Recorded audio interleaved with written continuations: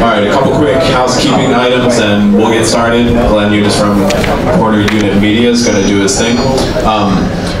When you're passing by the front, if you wouldn't mind putting a name tag on, we'd really appreciate it so that people can see your name, start a conversation, maybe do some deals together, what have you.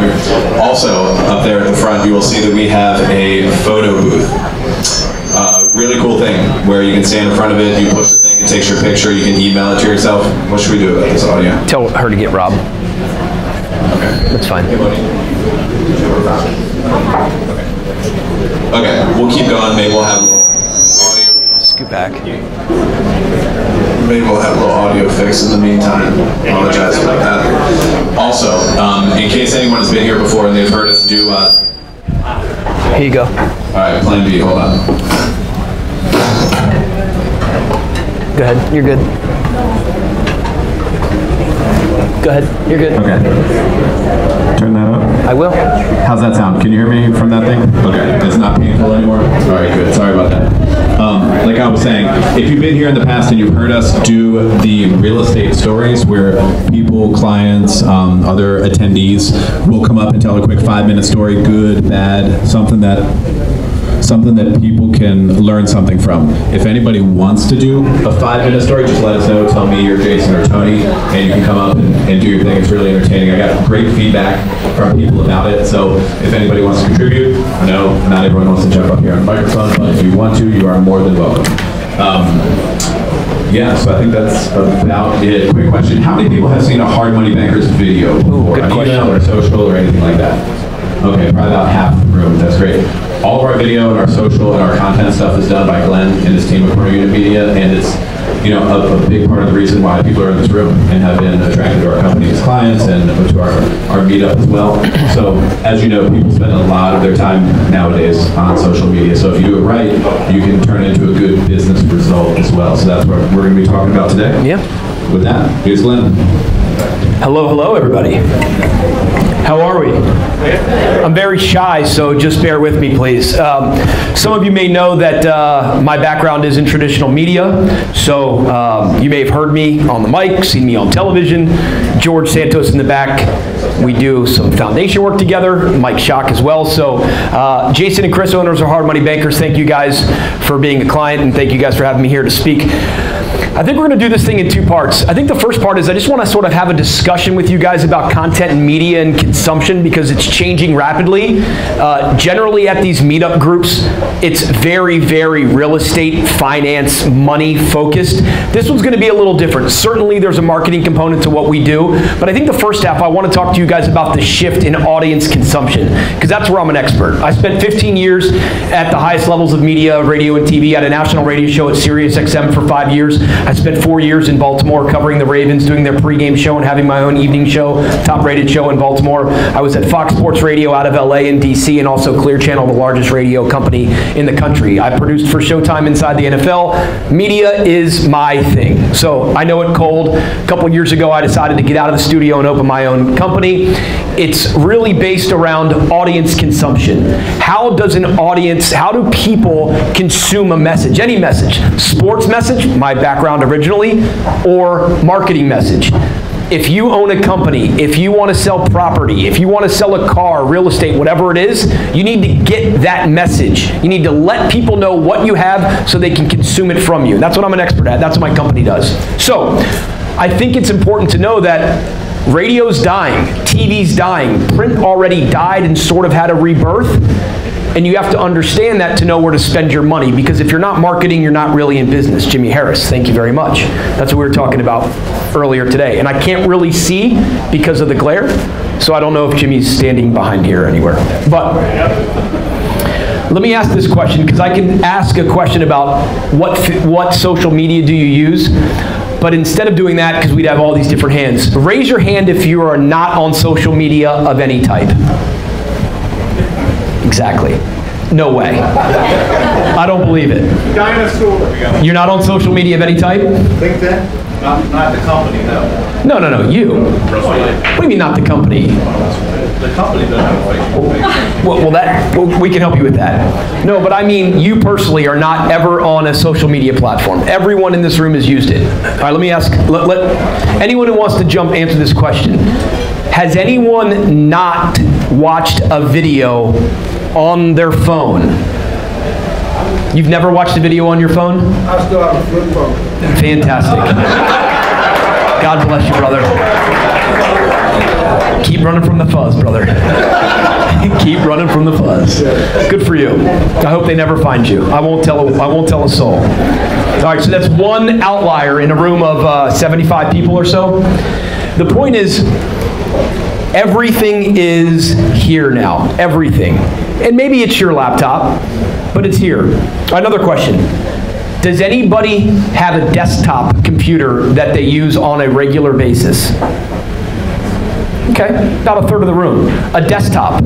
Is that at home or at work? At work. And what about at home? 2 people, 3 people, 4 people? Desktops at home? How old are those desktops? Right. Do you find yourself getting frustrated with the level of speed and you probably end up going to your phone to do most of your stuff? Or your iPad? All right, so let's get to TV for a second. Has anyone ever heard of the term second screen? Have we heard of second screen? Okay, good. So in marketing, in television, in media, the TV, the dirty Yankees game, will be considered the first screen, right? That's your main TV. Then they'd call the second screen your tablet, your iPad, your phone, what have you. We've actually evolved so fast and so much forward in the audience consumption game that your second screen, which is your phone, is turning into your first. And anyone that has kids or nephews and nieces, that TV's on, but that is not the first screen. Your phone is your first. It's on, you're on the couch. I can tell you right now, if my wife is not at the gym, she is at home. BravoGarbage.com is on TV, and she is in her phone looking at some person she's never met's video of the day. 100% guaranteed 32-year-old sitting on the couch right now. Unless she's not, she's at the gym. But when she gets home, I promise you that's what's happening. So if I want her, a 32-year-old working woman who is a buyer of who knows what, but a buyer, and is engaged and locked in, the TV, they can run an ad on Bravo all day long. She's not, it doesn't even exist. She is on her phone. I'm finding her here. That's where I'm finding her. I'm finding buyers, I'm finding sellers. That's where we live. That's where they live. So, your company's not on social media, right? Sir? Chicken tenders? What's your company do? Who's eaten chicken before? Wholesale rehab. Okay. Do have a website. Okay, good. Investor Care. I'm sorry? Investor Care. Investor Care? Okay. Oh, okay. Good. How's that working for you? It's relatively new, but good. Yes, it is working. So, you raised your hand that you didn't have a Facebook page, and you right away knew to preface it by saying the company, which would lead me to believe that you think that your company probably should have one, and that's why you sort of jumped out early and said our company doesn't have one, right? Correct. Okay. So, oh, good. Perfect. Sure. So, I have a client that is, I'll just be honest with you, I'll tell you a little bit about them. I won't tell you the name, but they're a large accounting firm in Bethesda, Maryland. They have the 12th floor of a building, right? They had 59 or 69 employees. They're a big company. Did not have a Facebook page.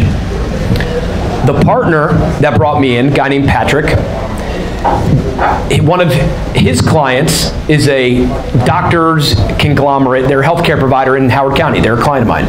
And they saw a spike, and this is a true story. They saw a spike in the revenue in the last 12 months. He said, how is this?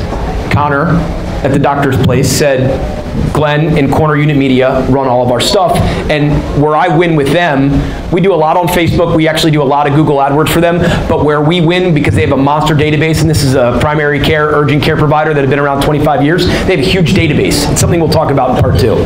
So we win on their email database in a major way for them, in a major way. Social media is just part of the digital stuff that we do. And so Patrick said, you have to introduce me to Glenn and his team. So we took a meeting, and I met with the partners. And one of the partners at the accounting firm said, we don't need Facebook. No one's looking for our services. They do corporate audits and GovCon and nonprofit stuff. They're not on. So what's your biggest rival? Who's your biggest competition? So-and-so accounting XYZ. Pull out your phone, look them up. Their Facebook page was awesome. They've got 5,000 likes. They had all kinds of beautiful posts. And she was like, oh, I think we need a Facebook page. That's why I'm here. That's what we do. Your audience, and we'll show it later on, I'm jumping ahead, but it's fine. 72% of online, this was 6 months ago, so I'm sure it's more now. 72% of online users are on Facebook. Facebook is Google. It is where everybody lives. Now, there are different reasons for different platforms, and you have to know that, because you can't just sort of syndicate information for your business, personal too, on all these different platforms expecting the same result. Twitter is not the same as Instagram, is not the same as Facebook, is not the same as YouTube, is not the same as Google. But when I say Facebook is Google, it's to say that everyone, Google's the internet, right? It used to be AOL was the internet. AOL's no longer the internet. Ted Leonsis owns basketball teams and stuff and film companies now because AOL's not where it's at, but he made a bunch of money there and then he put it into the next place. And he owns Verizon Center, Capital One, and he owns a bunch of assets, which is the reason you guys are all here in real estate. You have to be where people's attention is. And that's what Facebook, that's what social media, that's what Instagram does, that's what a website. So in part 2, we'll talk about where to get started. And I think it's important this is for sole proprietors, guys doing one-off deals, or large companies that are doing wholesales. We did some stuff for Equity Warehouse. They needed some rebranding. We helped them with that, helped build a website. They have a staff and they manage a lot of it on their own, no problem. But you have to have a website. It's your front door. It's your curb appeal, right? We'll bring it in real estate terms. It's your curb appeal. You go up to a house and it has no curb appeal, you're not buying that house. You're not going to look at that house. I mean, for us in the investor world, and I own a few rental properties myself and in some real estate, but not to the level of some of you. I know Mike has many properties. I'm not at that level yet, Mike, but we'll get there. Yeah, I'm talking to you, Shock. But that's your front door. You have to have the website. Then you have to have an email database. Look at the email database as a living room, and I'm giving away part 2, but we'll get back into it. And then you have to have a Facebook page, because a Facebook page it's an alternate website. It really is. It's an alternate website. When you Google your name, your company's name, whomever, your website may come up if you spend money, or if it's a unique name and you're in a unique market, or it may just come up because it gets a lot of traffic. A bunch of other things will come up. Your Facebook, your Twitter, your Instagram will pop up, period.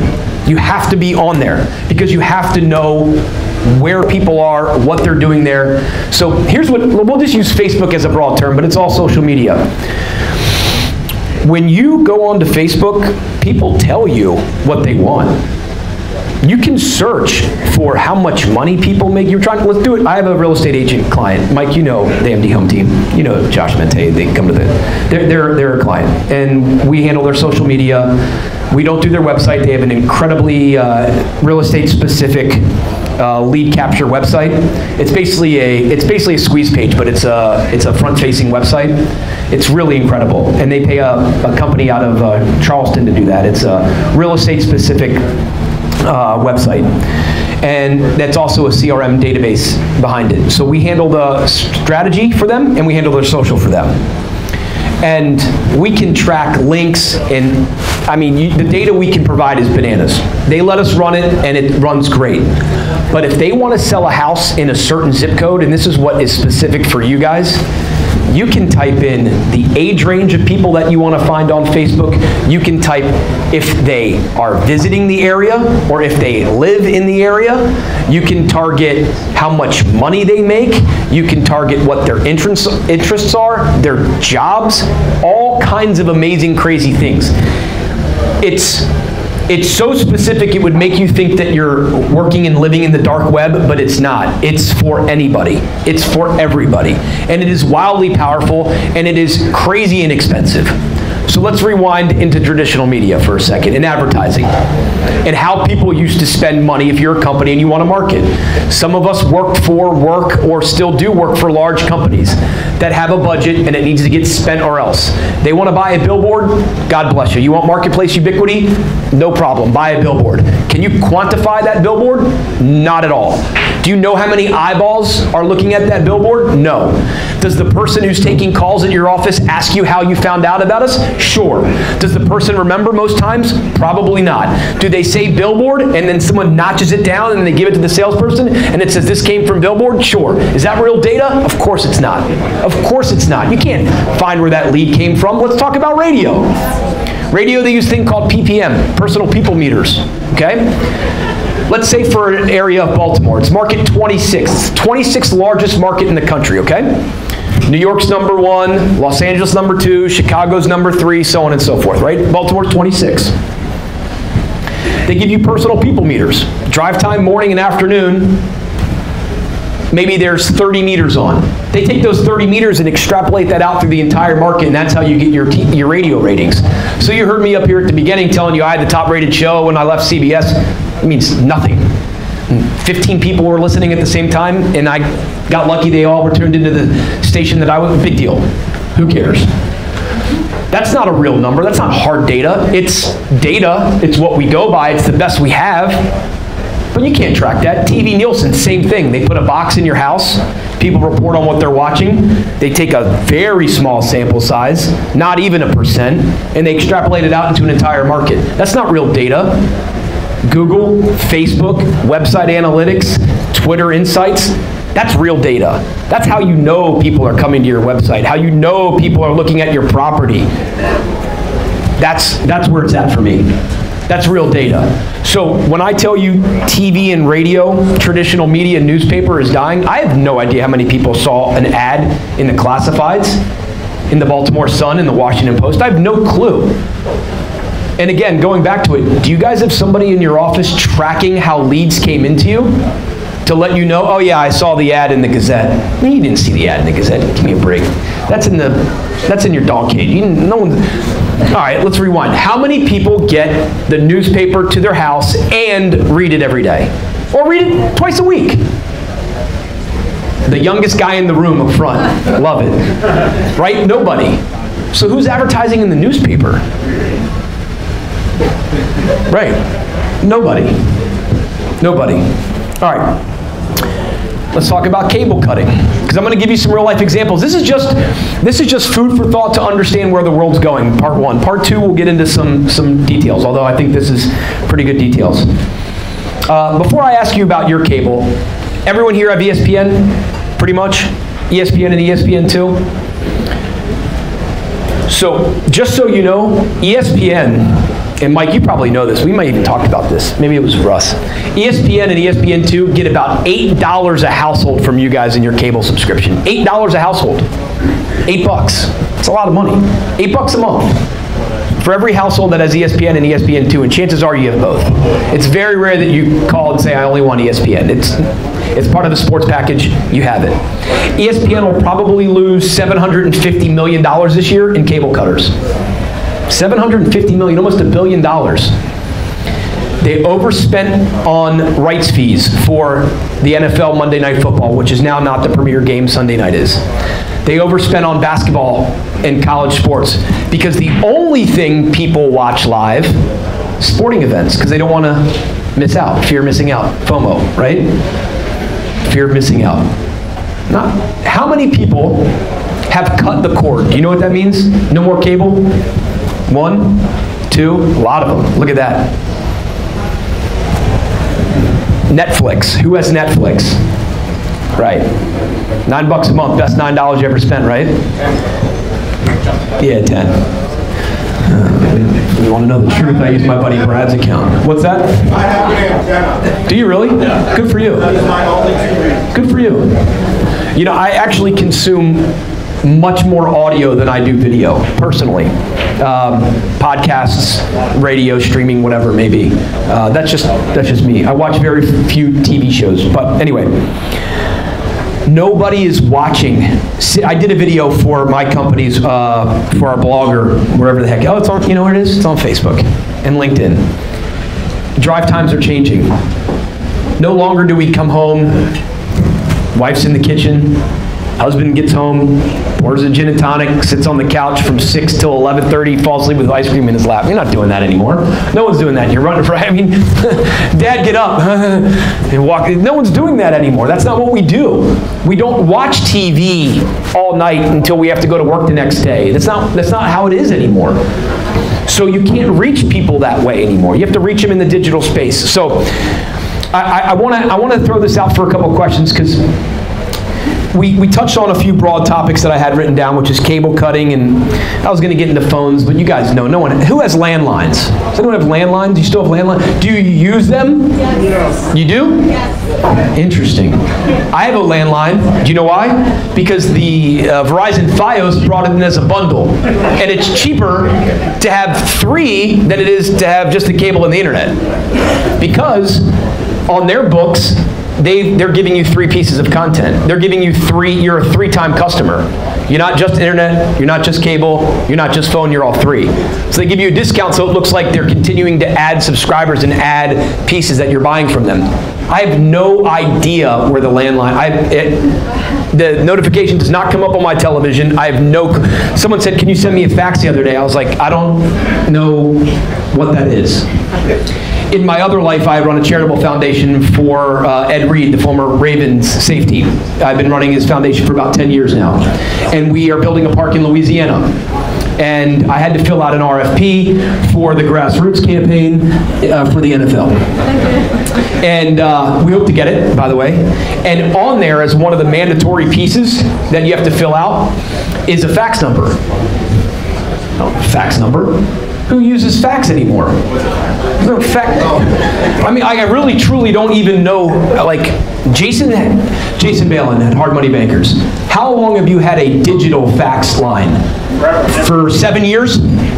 10 years. Never once had a fax. Right. All that stuff is gone. All the people that want to tell you that I'm just going to do it the way I always used to do it because that's the way we did it, they are gone. It's gone. It's over. It's not, oh, well, you know what? By the time it catches up to me, I'll be retired. It's gone. It is over. We did a survey in this room. Everyone sitting here, except for a handful, I'm 38 years old. Most of you are older than I am. It is over. It's over. It is over. My grandmother, who still thinks she's savvy, has a desktop, 2 iPads, and a smartphone. She's 88 years old. It is over. You have to talk to people where they live. They live online. They live on their phone. It's just what it is. So, how does that pertain to you guys? How am I doing on time here? Oh, we're already late? It's break time already. All right. Before we get to break, because this is just general premises about where stuff is, and we'll get to website, database, Facebook here in the second part. And then if anyone has pain points for their own real estate, we can certainly talk about that. Jason and Chris and Tony are here. But anyone have any questions so far about what we talked about or where they think the world is going in terms of content and consumption? And I do want to say one quick thing while you guys are thinking of questions, if you have any before we do break. I didn't realize it was 7:15 already. Is you have to understand that when we say, what we call our company is a social-focused digital agency. And that's really just a fun few words put together. We do a whole lot more than social media. And I haven't had to qualify it with my clients because they understand the greater scope, but it's something that I think is important when talking about social media. A lot of people have a negative connotation about social media because when they go on their personal Facebook and they follow their group of friends or whoever they friend, it's garbage. It's all garbage. I have good news for you. You can filter all of that out. You can mute those people. You can unfollow those people, and you can even be so bold as to unfriend them. Now, they'll know if you unfriend them, but you can quietly mute them. You can quietly unfollow them. They're still your friend. If you want to reach out to them, you can, but you won't see their garbage in their feed. You don't like someone's political leanings. You don't like someone sitting or standing. Unfollow them. Well, I don't want to be part of all that garbage on social media. Great. Then don't put out garbage yourself, then you won't be part of it. See, here's the good news about social media. We talked about TV, radio, newspaper. Who's in charge of putting out the content of all those things? The owner of these big conglomerate companies. CBS, Sun, right? All these huge companies, yes? Guess who's in charge of what content is put out on your social media platforms? We are. You guys. You're in charge of your own megaphone. Never have we ever been in a world where we as an individual, a sole proprietor, a company, a large conglomerate, are in control of our own megaphone. We're here now. We control the message. We do. The masses, the individual. We do, not them. It's a whole new world nowadays. You don't want to be part of the junk on social media? Unfollow the people that are posting junk. You don't want to be on social media because you're afraid that the stuff that you're going to put out there is garbage like the other stuff you see? You're in control of that. It's very, very powerful. Website, Facebook, email database, social media. You're in charge of your megaphone for you, for your business. You should be taking advantage of it. We're taking a break. If you have any questions, I'll answer them. There's a cool photo booth. Take pictures. And second half, we're going to get into some nitty-gritty. Any questions? Thank you.